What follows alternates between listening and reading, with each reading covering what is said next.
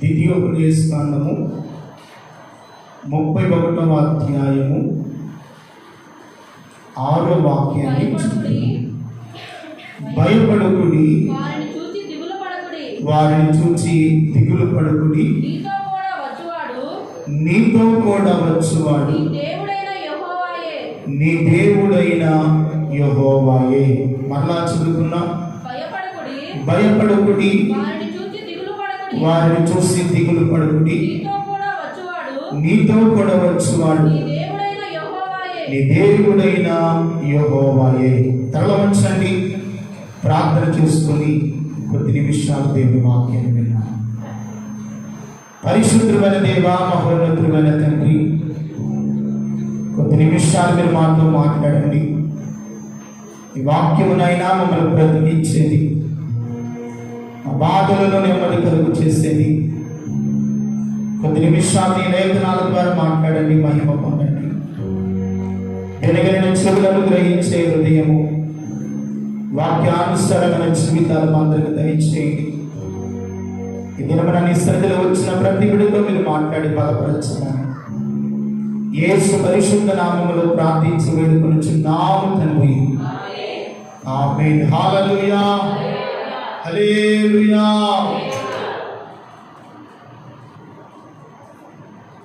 ఇక జాగ్రత్తగా దేవుని వాక్యాన్ని విన్నామండి.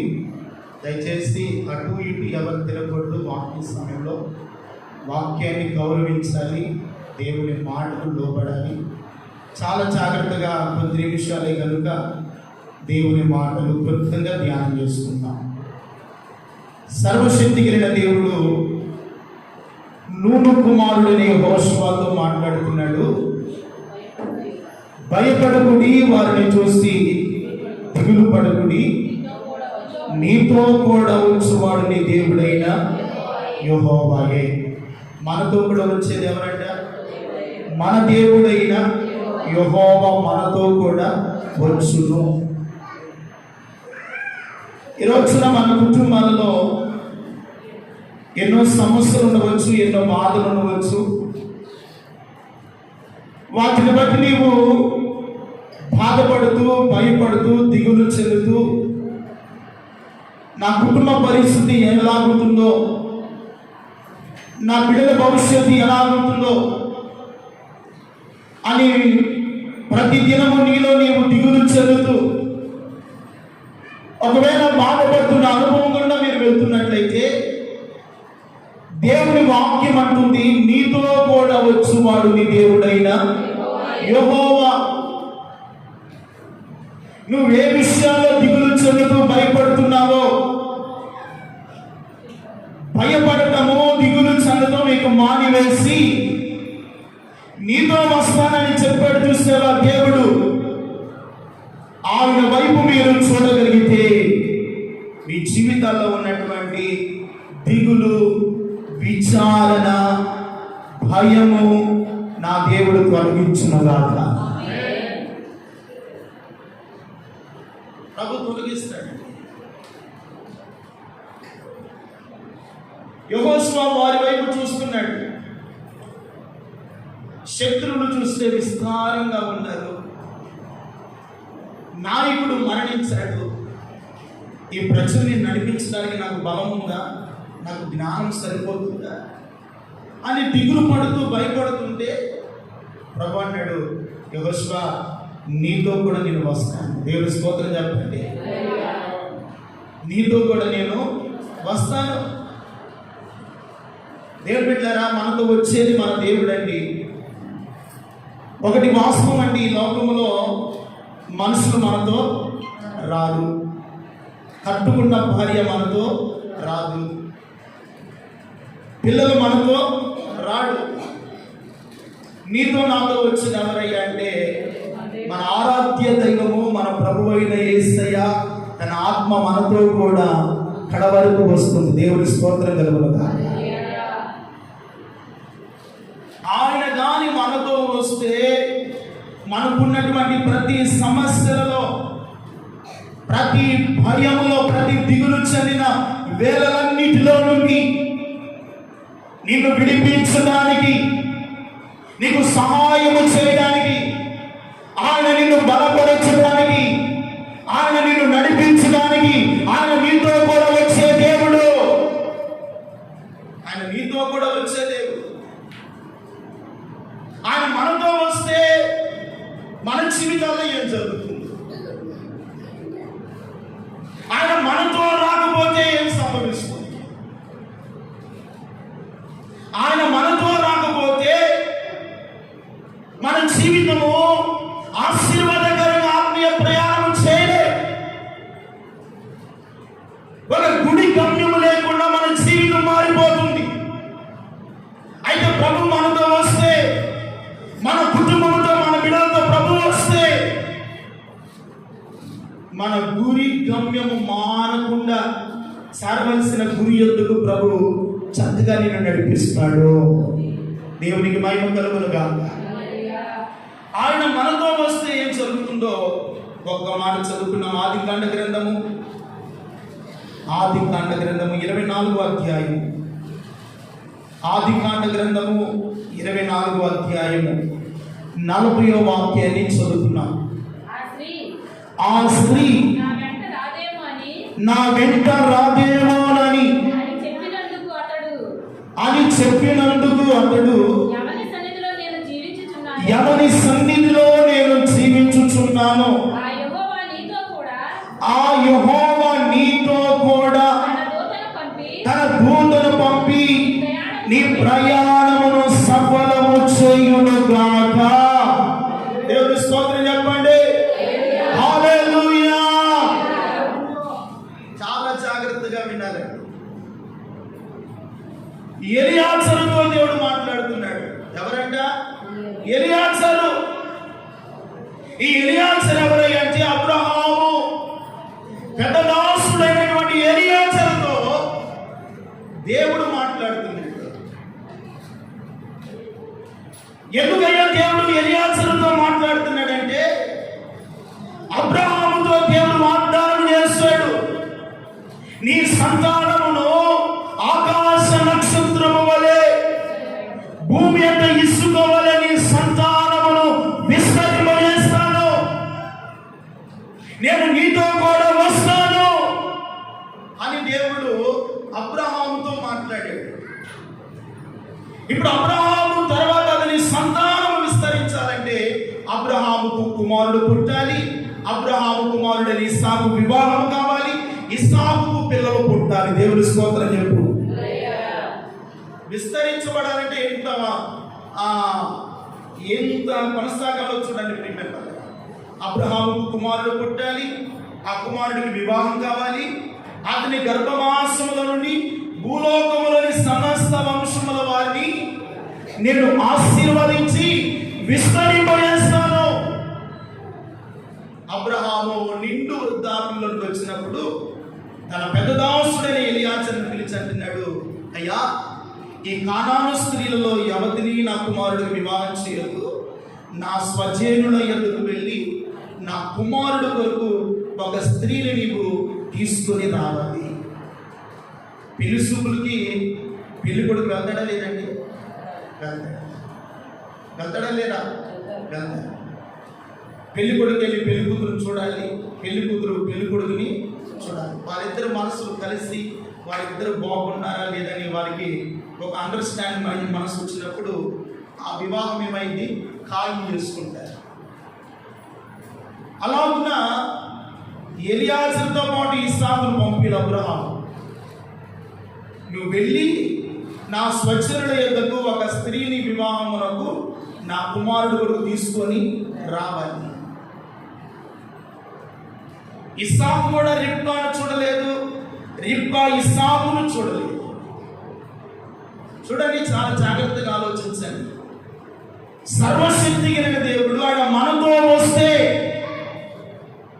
మన జీవితంలో ఏం జరుగుతుందంటే, అక్కడ రాయబడిన మాట, ఆ స్త్రీ నా వెంట రాదేనేమోనని చెప్పినందుకు అతడు ఎవరి సన్నిధిలో నేను జీవించుచున్నానో ఆ యెహోవా నీతో కూడా, చూడండి, ఆ యెహోవా నీతో కూడా, కూర్చోరా, ఆ యెహోవా నీతో కూడా తన దూతను పంపి నీ ప్రయాణమును సఫలము చేస్తుంది. మన ప్రయాణాన్ని సఫలమవుతుంది. ఆయన మనతో వస్తే, ఆయన మనలో ఉంటే, ఆయన మనతో సహవాసం చేస్తే మన ప్రయాణము, మనం వెళ్ళిన పని దేవుడు సఫలము చేస్తాడు. ఎలియాజరుతో పాటు దేవుడు తన దూతను పంపించాడంట. అందుకనే ఆ స్త్రీతో మాట్లాడగానే, ఈ మనుషులతో నువ్వు వెళ్ళేదావా అని అడగానే, నేను వెళ్ళేదను అన్న. దేవుని స్తోత్రం చెప్పు. హల్లెలూయా. ఇప్పుడు ఎలియాజరుతో పాటు ఎవరు వచ్చారు? దేవుడు వచ్చాడు. ఆయన సన్నిధి ఎలియాజరుతో పాటు ఉన్నది. ఈ రోజున దేవుడు నీతో కూడా ఉంటే, ఆయన నీతో కూడా వస్తే, నీకున్నటువంటి దిగులు, నీకున్నటువంటి భయము, నీకున్నటువంటి ఆందోళనకరమైన ఏ పరిస్థితి అయినా దేవుడు మార్చడానికి ఆయన సంసిద్ధుడైన దేవుడు. కాబట్టి దేవుడు బిడ్డలారా, చాలా జాగ్రత్తగా దేవుని వాక్యాన్ని వింటే, ఎలియాజరుతో పాటు ఆయన తన దూతను పంపించాడు కనుక అతడు వెళ్ళిన ప్రయాణాన్ని దేవుడు ఏం చేశాడు? సఫలం చేశాడు. రేపటి నుండి మన బిడ్డలు ఎగ్జామ్స్ రాయబోతున్నారు. వారి ఆలోచన, వారికి కావలసిన జ్ఞానమునిచ్చి వారి ప్రయాణాన్ని దేవుడు సఫలము చేయగలగాక. హల్లెలూయా. మన దేవుడు మన బిడ్డలకు తోడుగా ఉంటాడు. మనము మన బిడ్డలను చదివించవచ్చు, వారిని ప్రతిరోజు కాలేజీకి పంపించవచ్చు. వాడు చదువుకునే ఇంట్రెస్ట్, వాడు చక్కగా చదువుకొని ఒక చక్కని ర్యాంకు, ఒక మంచి పేరును సంపాదిస్తే ఆ గౌరవము సంఘానికి వస్తుంది, తల్లిదండ్రులు ఘనత పొందుతారు, దేవుని నామానికి మహిమ వస్తుంది. దేవుని స్తోత్రం చెప్పండి. హల్లెలూయా. పలానా సంఘములో ఉన్న బిడ్డలు చక్కగా చదువుకుంటున్నారండి, వారికి మంచి మార్కులు వచ్చినాయండి, దేవుడు వారికి కావలసినవి వాక్యం మధ్యలో వారికి కావలసినవి దేవుడు సఫలం చేస్తే ఎంత ఆశీర్వాదకరంగా ఉంటుందో, ఎంత దీవెనకరంగా దేవుడు మారుస్తాడు. మరి దేవుడు మన బిడ్డలు చేయనిదంతా కూడా నా ప్రభు సఫలం చేయనుగాక. హల్లెలూయా. వారికి సఫలము కావాలంటే వారికి ఏం కావాలి? జ్ఞానం అవసరం. చదవండి కొలస్సీలకు పత్రిక 2వ అధ్యాయము 5వ వాక్యం అంటాడు. అమ్మా, కొలస్సీ పత్రిక 2వ అధ్యాయము 4, 5. బుద్ధి జ్ఞానములు సర్వ సంపదలు ఆయన యందు గుప్తములై ఉన్నవి. దేవునికి మహిమ కలుగును గాక. మన దేవుడు మన బిడ్డలకు ఏమి అనుగ్రహించాలంట? బుద్ధి జ్ఞాన సర్వ సంపదలు ఆయన యందు గుప్తములై ఉన్నవి. మన బిడ్డలు బుద్ధి జ్ఞాన సర్వ సంపదలకు ఆధారమైన దేవుని జ్ఞానమును పొంది దేవుని మార్గములో జీవిస్తూ వారు చక్కగా చదువుకుంటూ దేవునికి లోబడి ఉన్నప్పుడు వారు చేయని నా దేవుడు సఫలపరుస్తాడు. ఏం చేస్తాడు ఆయన? వారికి కావలసిన జ్ఞానం ఇస్తాడు, వారిని సఫలీకృతులుగా చేస్తాడు. ఇంకా నువ్వు చేసే చేతి పని అయినా, నువ్వు చేసే చిన్న వ్యాపారం అయినా, నువ్వు చేసే చిన్న ఉద్యోగం అయినా, ప్రియమైన వాళ్ళారా, నువ్వు చేసేది ఏ పనైనా దేవుడు నీకేం చేస్తాడంట? నువ్వు చేసే ప్రతి ప్రయాణంలో దేవుడు నీకేం చేస్తాడంట? సఫలతను ఇస్తాడు. ఎలియాజరు తోడుగా వచ్చిన ఆత్మ, ఎలియాజరు ముందుగా నడిచిన దేవుని దూత, ఇదిగో ఈ కడవరి కాలమందు ఆయన దూత, ఆయన మన ప్రయాణములన్నిటినీ సఫలము చేయునుగాక. సఫలం చేస్తాడు. భయపడవద్దు. శత్రువును చూసి, ఆపదను చూసి, శ్రమను చూసి దిగులు చెందవద్దు. ప్రియమైన వాళ్ళారా, ఎందుకు భయపడుతున్నావు? నీతో వస్తానని ప్రభు వాగ్దానం ఇస్తున్నాడు. హల్లెలూయా. ఎవరు వస్తారు? ఎవరొస్తారంటున్నాడు? నీతో ప్రభు రాబోతున్నాడు. ఆయన నీతో ఆయన నడవబోతున్నాడు. నీవు ఆయనతో నడుస్తూ ఆయన నీతో నడిస్తే ఎంత గొప్ప ఆశీర్వాదమో చెప్పండి. దేవుని స్తోత్రం చెప్పండి. ఈ రోజున కొంతమంది లోకం కావాలని లోకంతో నడుస్తున్నారు. లోకం ఎంతవరకు వస్తున్నాయి అంటే కొంతకాలంగా నీతో ఉంటుంది. నీ దగ్గర అన్ని బాగుంటూ ఉంటుందేమో, నీ దగ్గర కావలసిన సమృద్ధి ఉంటూ ఉంటుందేమో, కానీ ఏమి లేనప్పుడు లోపం నీ దగ్గర ఉండదు ప్రియమైన. కానీ ఏది ఉన్నా లేకపోయినా నీవు ఆయన కలిగి, ఆయన భయభక్తులు కలిగి ఆయన సన్నిధిలో జీవిస్తున్నావు చూసావా, నీకున్నటువంటి దిగులు కానీ నీకున్నటువంటి భయములన్నిటిలో నీతో కూడా వచ్చేది ఎవరో తెలుసా? ఈ దినమున నేను ప్రకటిస్తున్నా, ప్రభువైన యేసుక్రీస్తు వారు ఆయన నీతో కూడా వచ్చునుగాక. ఆయన నీతో కూడా వస్తాడు. ఎలియాజరుతో వెళ్ళాడు. ఎలియాజరు ప్రయాణాన్ని దేవుడు ఏం చేస్తాడు? సఫలపరిచాడు. ఇదిగో మన బిడ్డలు ఏ ప్రయత్నం అయితే చేస్తున్నారో ఆ ప్రయత్నాలన్నీ ప్రభు సఫలము చేయునుగాక. రెండవది దేవుని కాపుదల. ఆయన మనతో వస్తే ఏముంటుందంట? దేవుని కాపుదల. ఈ రోజున మనకేం కావాలంటే కాపుదల కావాలి. సంగమా, మీకు కాపుదల లేకపోతే శత్రువు చొరబడతాడు. ఎవరు చొరబడతాడండి? ఆపద చొరబడుతుంది, శ్రమ వస్తుంది. కనుక మనకి ఎవరి కాపుదల కావాలంటే మనతో వస్తానని చెప్పాడు చూసావా, మన ప్రభు కాపుదల మనకు కావాలి. హల్లెలూయా. ఎవరి కాపుదల కావాలి? దేవుని కాపుదల. చదవండి నిర్గమాకాండ గ్రంథం 2వ నిర్గమాకాండ గ్రంథం 23వ అధ్యాయము 20వ వాక్యము.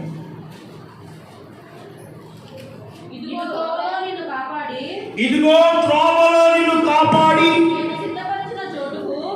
నేను సిద్ధపరిచిన చోటునకు నిన్ను రప్పించుటకు ఒక దూతను నీకు ముందుగా పంపుచున్నాను. చూడండి, ఇదిగో త్రోవలో నిన్ను కాపాడి. దేవునికి మహిమ కలుగును గాక. దేవుని బిడ్డలారా, ఆనాడు మోసేను త్రోవలో కాపాడుతూ వచ్చాడు, ఇశ్రాయేలును కాపాడుతూ వచ్చాడు. పగలు మేఘ స్తంభములను, రాత్రి అగ్ని స్తంభములను వారి పాదములకు రాయి తగలకుండా, పగటి వేళ ఎండ దెబ్బ తగలకుండా, రాత్రి వేళ ఎండిన దెబ్బ తగలకుండా త్రోవలో ఉండి వారిని కాపాడాడు. ఎలా ఉంటే త్రోవలో ఉండి వారిని కాపాడి ఆయన సిద్ధపరిచిన చోటునకు వారిని నడిపించాడంట. దేవుని స్తోత్రం కలుగునుగా. నీ త్రోవలో ప్రభు కాపాడతాడు. నువ్వు వెళ్ళే మార్గాల్లో ప్రభు కాపాడతాడు. ఆయన కాపుదల మనకు లేకపోతే ప్రియమైన వాళ్ళగా గడిచిన వారంలోనే ఎక్కడో ఆ పిచ్చి టౌన్ కింద ఉన్నటువంటి అతను ఎప్పుడు కూడా ఇటువంటి ఈ వైరాప్ స్టేట్ వైపు వచ్చేవాడు కాదు. ఏమో వచ్చాడు, అక్కడ మరణం అనేది అతనికి ఉన్నదని అతనికి తెలుసండి. లేదు, కాపుదల లేకపోవడాన్ని బట్టి ఎస్ప్రెస్ వచ్చి కొట్టుకొని వెళ్ళి. ఈ రోజున నీతో ఎవరున్నారంటే ప్రభు నీ త్రోవలో ఉండి నిన్ను ఏం చేయాలంట? కాపాడాలి. ఆయన ఊరికినే కాపాడు. ఆయన యందు ఎవరైతే విశ్వాసం ఉంచుతాడో, భయభక్తులు కలిగి ఉంటారో, దేవుని ప్రేమిస్తారో, దేవుని సన్నిధిని ప్రేమిస్తారో, దేవుని విడుదల వెంబడిస్తూ ఉంటారో వారిని మాత్రమే దేవుడు కాపాడుతాడు. దేవుని స్తోత్రం చెప్పండి. ఎవరినంటే వారిని కాపాడు. మోసేను ఇశ్రాయేలుతో అంటున్నాడు, ఇదిగో త్రోవలో నిన్ను కాపాడి నేను సిద్ధపరిచిన చోటునకు నిన్ను రప్పించదను. ఆయన మన కొరకు ఓ శ్రేష్టమైనటువంటి ఆశీర్వాదం, ఓ శ్రేష్టమైనటువంటి దీవెన, ఒక శ్రేష్టమైనటువంటి కాపుదలతో దేవుడు నింపుతాను అంటున్నాడు. దేవుడు లోకములో ఎక్కడ కాపుదల లేదండి, ఒక్క దేవుడిలోనే మనకు కాపుదల దొరుకుతుంది. హల్లెలూయా. మన ధనము మనలను తప్పించదు, మన ఆస్తి ఉగ్రత మనకు అక్కడికి రాదు. ఏ కీడు నుండి మన ధనము కానీ మన బంధువులు కానీ కాపాడతారా? చెప్పండి, ఎవరు కాపాడు? నిన్ను కాపాడేది ఎవరో చెప్తా, నీతో కూడా వస్తానని చెప్పాడు. చూసావా, మన ప్రభు అయిన యేసు క్రీస్తు వారు మాత్రమే కాపాడగలిగిన దేవుడు. ఆయన మాత్రమే మన మార్గాల్లో తోడుగా ఉంటాడు. మనం చేసే ప్రతి పనిలో తోడుగా ఉంటాడు. మనం వెళ్తున్నటువంటి అది చిన్న పని అయినా, ఎటువంటి పరిస్థితులైనా ఆయన మనతో కూడా మనల్ని కాపాడే. కాబట్టి జరుగుతారా, ఎప్పుడు కూడా నువ్వు నేను కోరుకోవాల్సిందే, అయ్యా నీవు నాతో రాని ఎల్లడా నేను వెళ్ళను. దేవుని స్తోత్రం చెప్పండి. నీవు నాతో కూడా రాని ఎల్లడా నేను వెళ్ళను. ఒకవేళ ఆయన మనతో రాకుండా వెళ్తే అక్కడ ఆపుతుందేమో, అక్కడ శ్రమ ఎదురవుతుందేమో, అక్కడ ఎటువంటి పరిస్థితులు ఎదురవుతాయో మనకు తెలియదు. అందుకనే భక్తుడైనటువంటి మోషే, నీవు నాతో కూడా రాని ఎడల నేను వెళ్ళను. అయ్యా నీవు నాతో కూడా ఉండాలి, నీవు నాతో కూడా ఉన్నావన్న రుజువులా కావాలి. దేని బిడ్డలారా, ప్రభు మనతోడు కూడా ఉన్నాడనే రుజువు ఏమిటంటే, మనం చేసే ప్రతి పనిలో దేవుడు సఫలతను ఇస్తున్నాడు. మనం చేసే పనిలో ప్రభు తోడుగా ఉంటున్నాడు. మనకు వచ్చే కష్టంలో కానీ, బాధలో కానీ, మనకు వచ్చే ఇరుకు ఇబ్బందులలో ప్రభు తప్పిస్తున్నాడంటే ప్రభు నీతో కూడా ఉన్నాడని అర్థం చేసుకో. చెప్పడానికి దేవునికి మహిమ కలుగునుగా. నీతో కూడా ప్రభు ఉన్నాడని అర్థం చేసుకో. ఒకవేళ ఆపద వచ్చినప్పుడు, శ్రమ వచ్చినప్పుడు, బాధ వచ్చినప్పుడు ఒకవేళ నువ్వు చిక్కుపడితే నీతో ప్రభువు లేడని అర్థం. ప్రభు మనతో ఉంటాడండి. ఆయన సన్నిధి మనతో కూడా ఉంటుంది. ఆయన కాపుదల మనతో కూడా ఉంటుంది. అందుకనే ఇదిగో త్రోవలో నిన్ను కాపాడు, నేను సిద్ధపరిచిన చోటులకు నిన్ను రప్పించుటకు నేను నీకు ముందుగా ఒక దూతను. ఆయన సిద్ధపరిచిన మార్గము మనకు ఆశీర్వాదము కలుగు చేయడుగాక. మనం సిద్ధపరుచుకున్న మార్గం మనకు ఆశీర్వాదం అయ్యుదో అవదో నాకు తెలియదు, కానీ ఆయన సిద్ధపరిచిన మార్గము నీకు, నీటి వారికి, నీ బిడ్డలకు ఆశీర్వాద కారణంగా దేవుడు మార్చునుగాక. ఆశీర్వాద కారణంగా దేవుడు మార్చుతాడు. కనుక ఆయన సిద్ధపరిచిన మార్గాన్ని కోరుకొని నీ కాపుదల నాకు ఉంచయ్యాలి. ప్రతిరోజు దేవుని యొద్ద మీరు ప్రార్థన చేసుకుని ఆయన కాపుదల కొరకై ప్రభు సన్నిధిలో ఆయన కృపలో వేడుకుందురుగాక. మూడవది, ఆయన మనతో కూడా వస్తే విజయము లభిస్తుంది. ఏమి లభిస్తుందంటే, మన బిడ్డలకు విజయం వస్తుంది. మనం చేసే పనిలో విజయాన్ని ఇస్తాడు. మనం వెళ్ళే మార్గాల్లో జయాన్ని ఇస్తాడు. ఏ ఓటములో ఉన్నావో, ఏ విజయాన్ని సాధించలేకపోతున్నావో, ఏది పొందుకోలేకపోతున్నావో ఆయన నీతో కూడా వస్తే నీకు విజయం అని ఇస్తాడంట. అదే నిర్గమాకాండ 23వ అధ్యాయము 23వ వచనం. ఎట్లనగా ఆ దూత నీకు ముందుగా వెలుచు అమోనీయులు, హిత్తీయులు, పెరిజీయులు, కనానీయులు, అమ్మా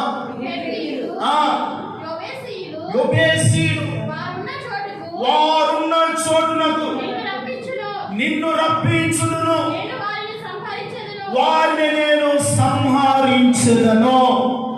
దేవునికి మహిమ కలుగునుగాక. వారిని నేను సంహరించుదను.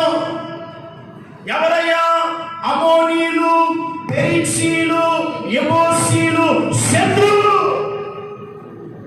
యూదా ప్రజలకు, ఇశ్రాయేలుకు శత్రువులు.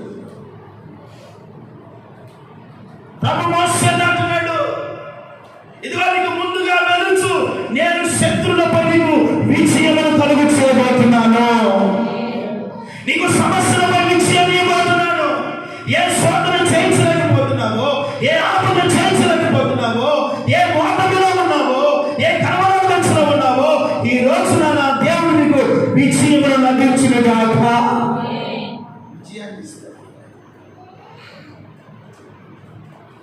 మోషే వెళ్ళిన ప్రతి చోట దేవుడు విజయముతో నడిపించాడండి.